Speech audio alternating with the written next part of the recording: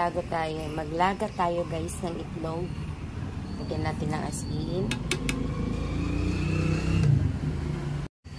ng suka, para madali nating balatan ng ating itlog guys. Halo na natin yan. Lagyan na natin ang ating eggs. 5 lang. Pandagdag natin to sa ating lulutuing pork adobo mamaya. Ilagan natin yan for 10 minutes. Luto na siya guys.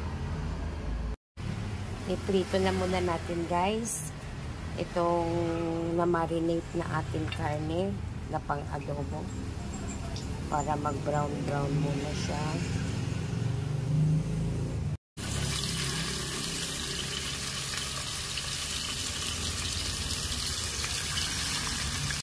Guys, sinati lang natin.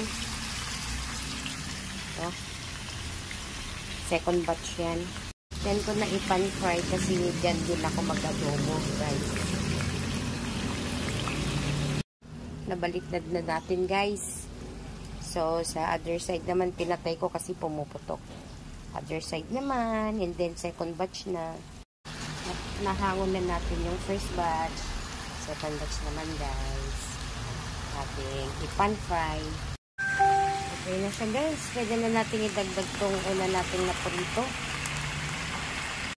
Isama natin yung ating marinade. Magdagan natin ng tubig guys para lumambot ang ating karne at ating pan. Hayaan natin lumambot ang ating karne dyan. Meron naman na siyang mga paminta. Kaya, hayaan natin lumambot at kumunti ang kanyang sabaw. Okay guys, balikan ko kayo. Lagyan na natin ng laurel leaf. Lagyan na natin ng suka guys, kasi malapit na maluto ang ating karne. Ayan. Luto na guys ang ating adobong tuyo. Ayan, nilagyan ko ng sili para may anghang kapag ikaw ay kumakain. Pero, hindi ko siya paanghangin dito.